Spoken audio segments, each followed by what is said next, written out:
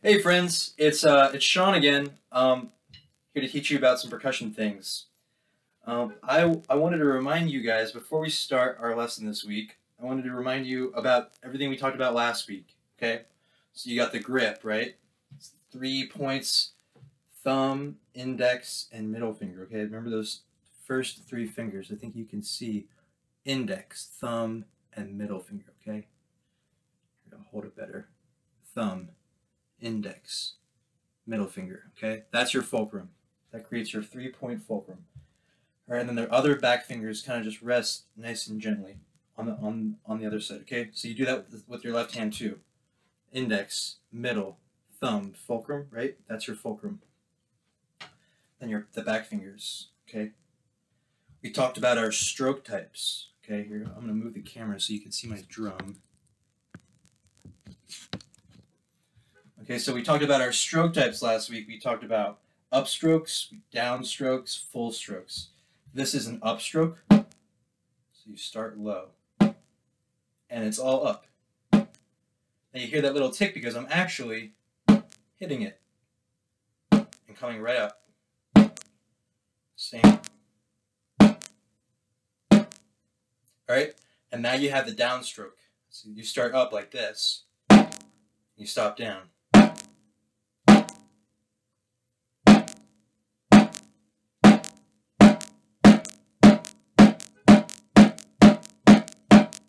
And then you have the full stroke. Now the full stroke starts at the top and returns to the top.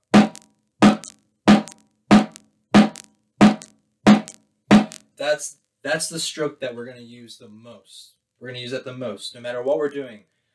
Playing snare drum and playing any of the other instruments that we have to play. Full strokes. Okay, so with that being reminded, I want to teach you about single strokes and double strokes. Now, single strokes, we have all kinds of different rudiments, and if you think about it, it's like learning the alphabet. You learn all these letters, and you put the letters together, and they turn into words. You learn single strokes and double strokes before you play rudiments. It's like learning the letters before putting a word together. You learn double strokes and single strokes before putting a paradiddle together. You also have to learn the stroke types that we talked about, but we're already all up to date with that. Okay, so single strokes. Single stroke, one stroke. Single stroke. Just a full stroke. And it's you can roll on a drum. Yeah, it sounds like taka taka taka taka taka taka taka taka taka taka taka. But if you do it fast enough, it sounds like a sustain.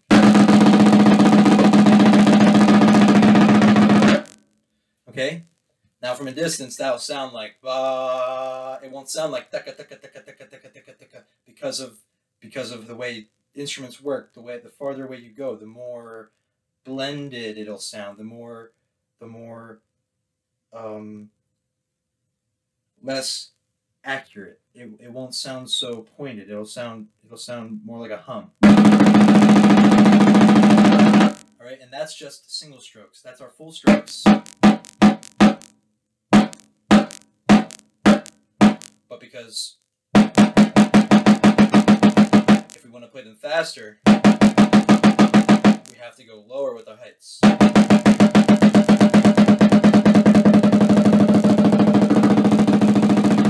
Alright, see how I start up here when I want to play slower? Because I have to fill up all that space. So I start higher and I get lower as I get faster.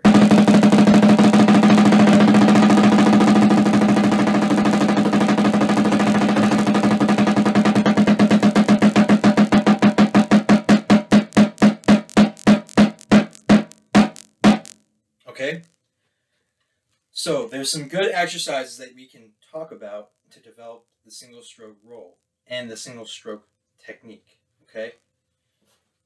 A good exercise that I really like is called AITs. AITs. It's called eights because there's 8 on each hand. So 1, 2, 3, 4, 5, 6, 7, 8. 1, 2, 3, 4, 5, 6, 7, 8. 1, 2, 3, 4, 5, 6, 7, 8. 1, 2, 3, 4, 5, 6, 7, 8. Stop. Okay? So here, I'll play it for you. And with your hands, or drumsticks, if you have drumsticks or hands, you're going to just play along with me. Okay?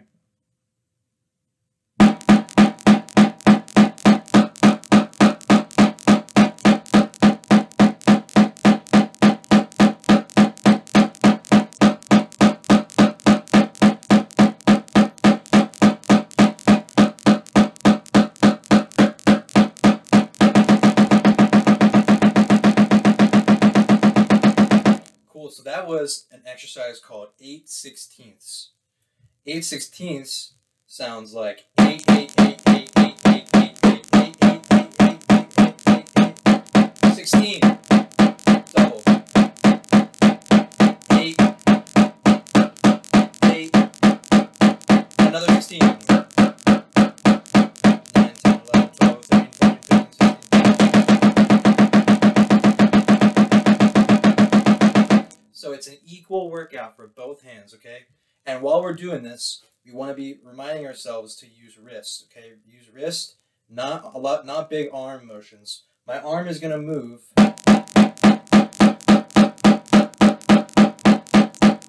It doesn't look like it's moving a lot, but it's actually, in person, if you were here, it actually is moving quite a lot. It's jiggling a lot, and it's reacting to what my wrist is doing. My wrist is actually causing this entire thing to move a little bit. Just the sheer amount of weight of the stick and me doing this has my entire arm jiggling. So you should feel so relaxed when you play this technique, the eights exercise, that happens for you. See if you can achieve full relaxation. It starts even in your pecs. So you might have tension here. Okay? So really make sure you're relaxed when you do this. You're not going to be helping yourself if you're tense while you're doing this. You're going to actually be teaching your body the wrong muscle memory. Okay? You want to always teach your body the right muscle memory, which is why we always have to be thinking about what our hands are doing, what kind of techniques we're making our hands do. We can't stop thinking about it because then muscle memory it'll get mixed up with our thoughtless practice. We always have to practice mindfully. Mindful practice. Always practice with a lot of focus. Okay? So the single stroke technique. 8s and 8/16. So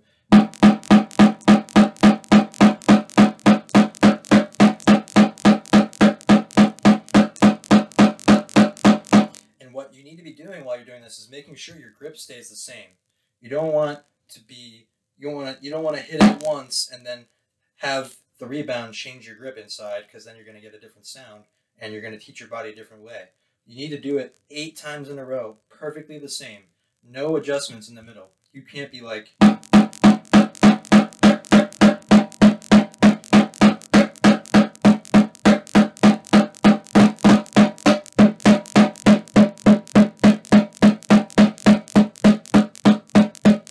You have to pick a technique, pick a pressure, and stick with it. You can't move around and change things. It's going to lead to you wasting your own time, okay? So you have to really make sure you use all the time that you spend the right way, or you're going to take steps backwards. You're going to waste your time. All right, so that's a good way to start for the single strokes. Now for double strokes, there's a couple of techniques a couple of concepts that we need to understand with the double stroke. The double stroke is 2 strokes in each hand, right? But you put them together.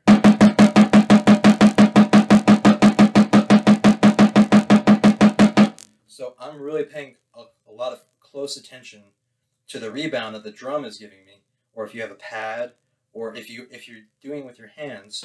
Now it's going to be a little bit different, but the same concept works. Okay, you need to just use your wrist to bring it back up.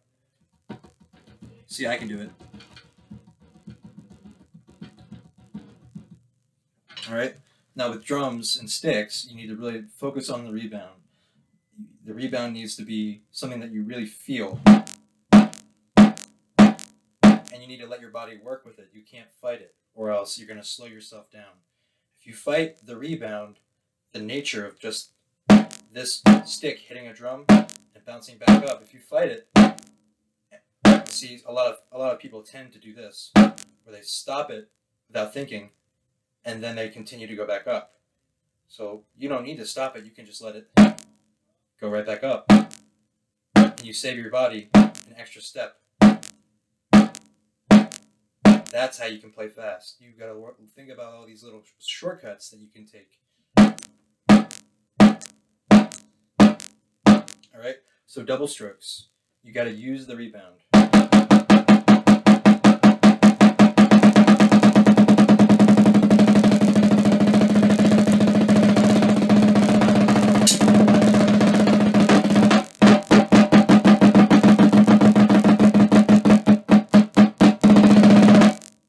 Okay, so double strokes need to start slow, and what I feel in my hands is I'm using this finger, the middle finger, and I'm using the ring finger.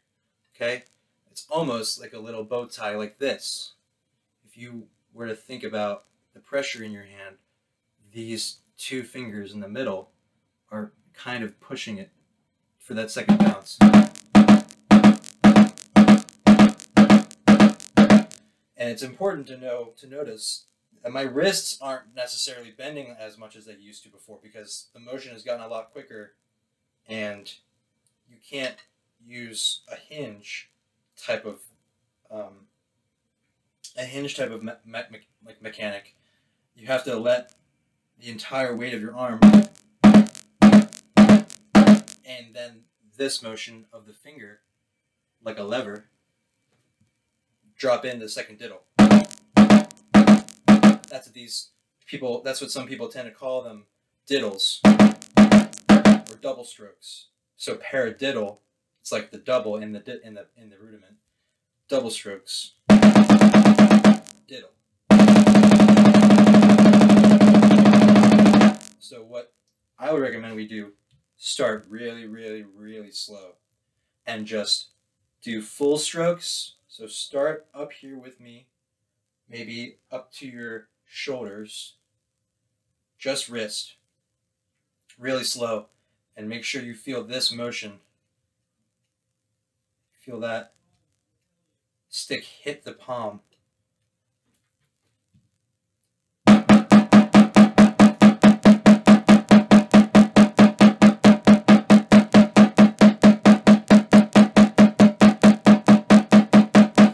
After doing that for 2 hours without stopping, and I'm serious, really, not actually 2 hours, but a really long time, you have to do it until you don't have to think about it anymore.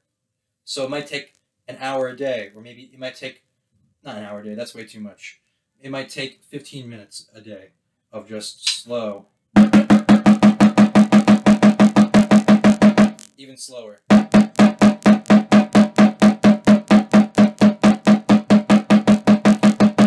Eventually, you can speed it up, but only after you feel like you don't have to think about it anymore, and that your body can just do it naturally. It shouldn't feel hard. It should feel effortless.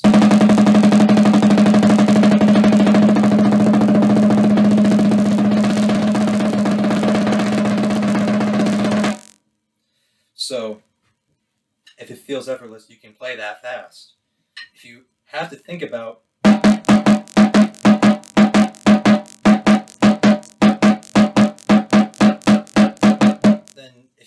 each right, left, left, right, left, left, right, left, left, right, left, left, then you're going to slow yourself down. You really have to think ahead. You have to practice it really slow, because you can't do it all from here. You have to teach your hands.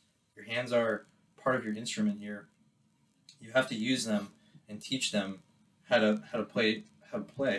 You can't pick up an instrument and then learn how to play it. You have to teach yourself. You have to teach your body how to handle the instrument, and you have to teach your brain how to think about the instrument. Okay? So, hope I didn't get too deep with you guys today, but we're about to run out of time. think remind yourself of what we talked about in the first lesson with the grip and the stroke types, you know, the 3-point grip, and then the downstroke, upstroke, and full stroke. Remind yourselves of that. Go back, watch that video again if you can, and remind yourself of what we talked about today with the single stroke and the double stroke roll. Okay? Think about those exercises. Think about doing everything really relaxed. Think about all the stuff I talked about in between. It'll be really helpful. They're important concepts. Okay? All right, guys. So I hope you have a great week, and I'll see you next week.